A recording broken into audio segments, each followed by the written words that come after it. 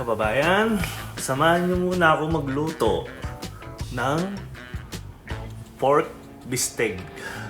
Magluto muna tayo. Hindi mo na kwentuhan ngayon. Tara, samahan niyo ako. Maghiwa tayo ng garlic, tsaka kalahati ng onion. Ang kalahati gagamitin natin mamayang pan-toppings.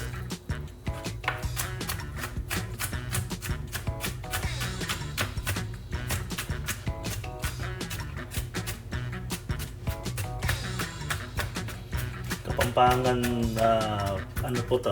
Pork steak.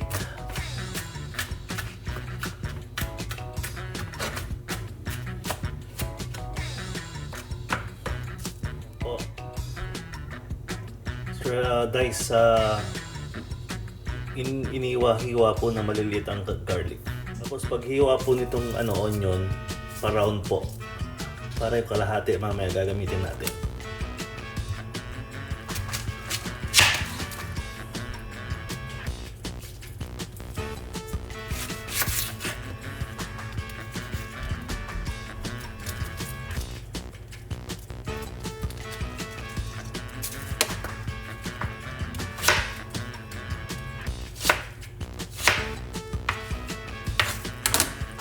Yan, panggisa lang po to. Ay, bababad natin yung pork chop. Mamaya kasama tong onion at saka garlic. Linis muna tayo. Para hindi marumi ang kusina. Ganyan po. Ang pagluluto po, pagkatapos ng hiwa, linis po. So, gagamit po tayo ng paminta, soy sauce, tsaka calamansi juice. Ito ang mga pork chop natin, 4 na piraso. May tubig pa, aalisin natin ang tubig para hindi maghalo ang tubig at tsaka marinate. Balat po siya ang pork steak, ang pork chop. So, haluan natin ng calamansi.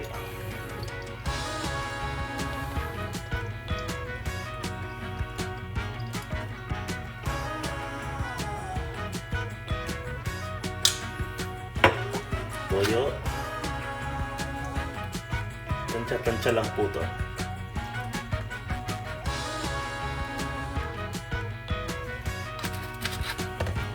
Paminta.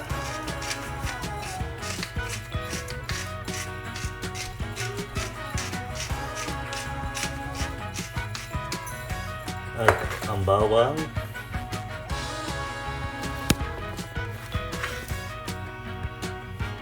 At ang sibuyas po.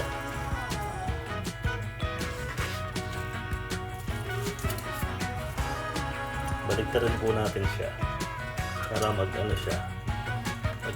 Nagbugas po tayo ng kamay.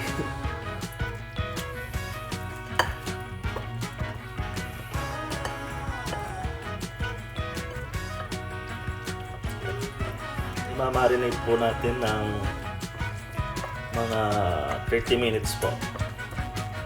30 minutes to 1 hour para mag-absorb ang marination niya. So every 15 minutes babalik na rin po to para mag-absorb ang marination niya. Pahihit po tayo ng kawali na may mantika.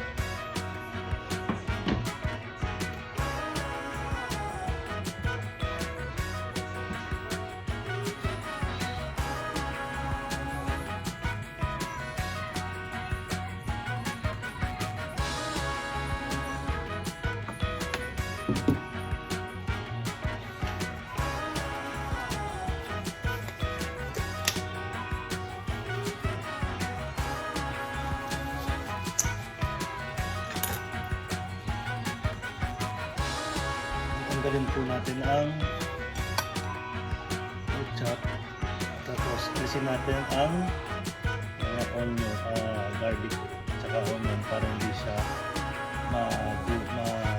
masunog.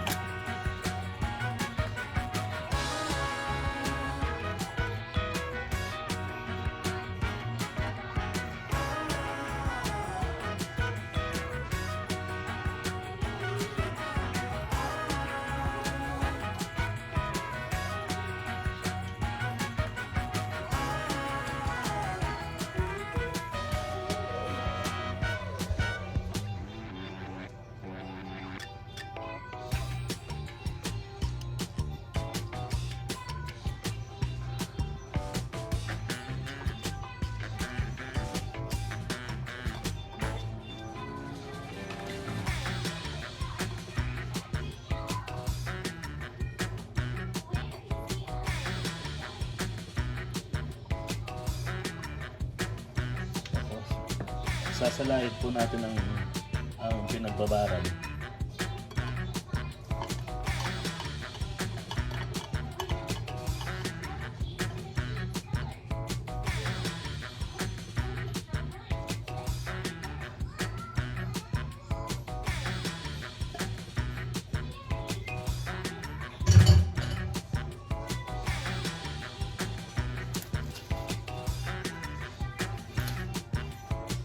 Press po na natin para matuyo.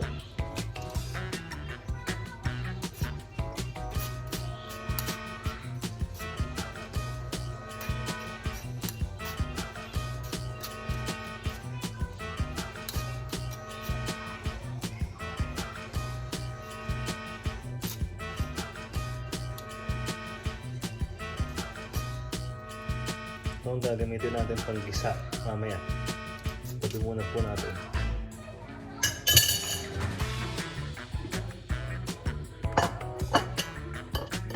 Siguraduhan po natin mainit ang mantika. At gagawin natin golden muna ang pork chop.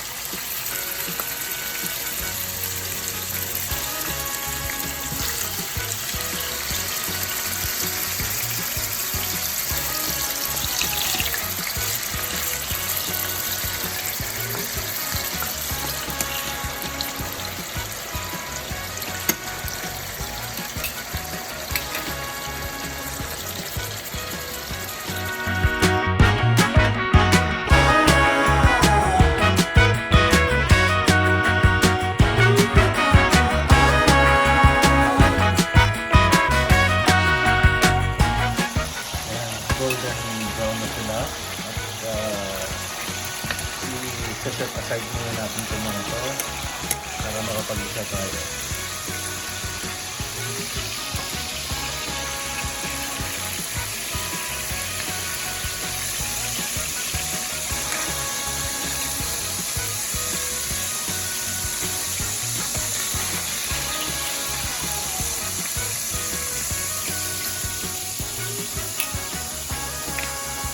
Lang natin ang pinagbabaran sa isan.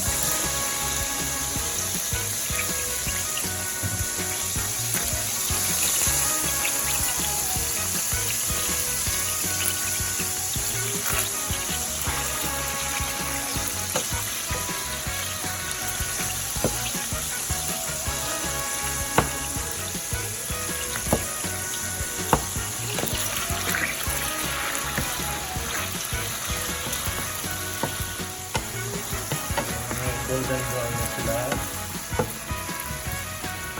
Kaya natin buhay pa yung mga onion. Ito nag-caramelize na onion.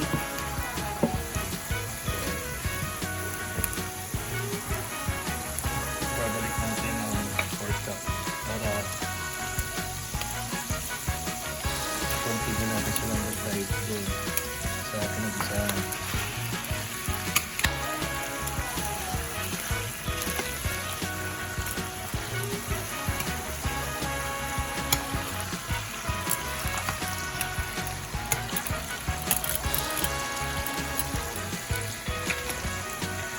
So, makikita nyo may lumalabas pang mga red dyan.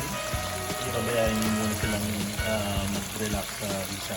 Mas masarap yung garlic na pasta. Balik ka lang natin ulit.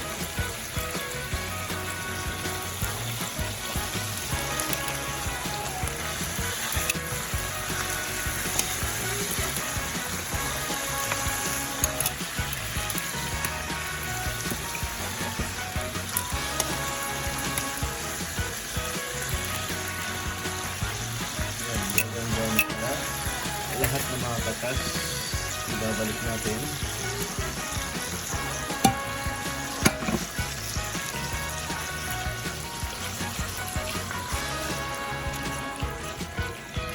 Mas mag-add lang tayo ng isang baso para lumambot ang katin natin.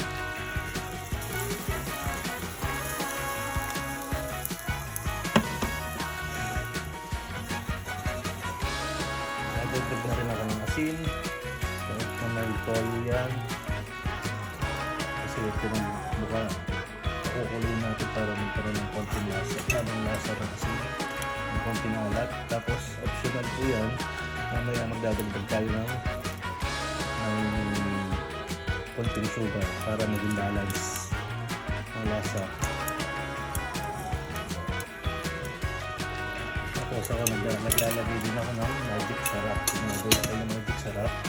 Pag po natin.